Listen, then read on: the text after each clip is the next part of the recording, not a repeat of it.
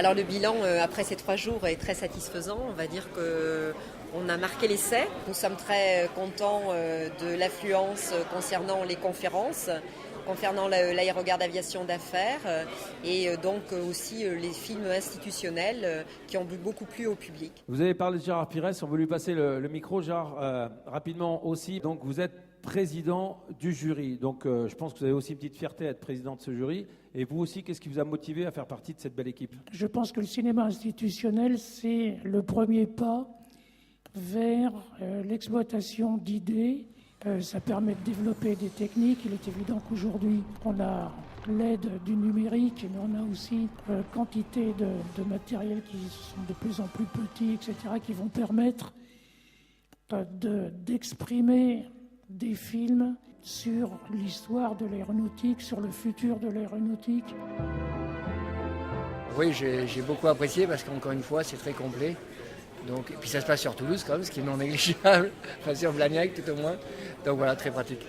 On est allé aussi du côté de l'aérogare où il y a pas mal d'activités pour les enfants justement.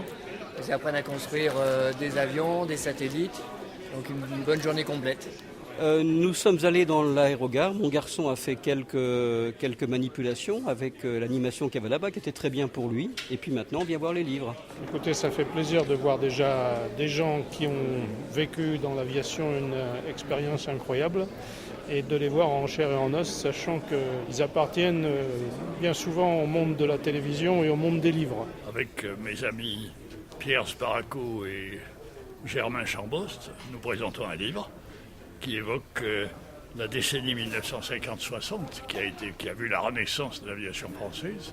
Et bien que le livre soit sous notre nom, et sous le mien en particulier, c'est pas moi qui l'ai rédigé. C'est ceux que nous sommes allés interroger. J'ai pensé, il y a 1 an et demi de ça, que cette période extraordinaire de renaissance de l'aviation française risquait de tomber un petit peu dans l'oubli de l'enthousiasme qui l'a accompagné, et qu'il fallait aller interroger les gens qui l'ont vécu. À Toulouse, le berceau de l'aéronautique, de l'aéropostale, etc., ça ne pouvait pas être ailleurs. C'est magique.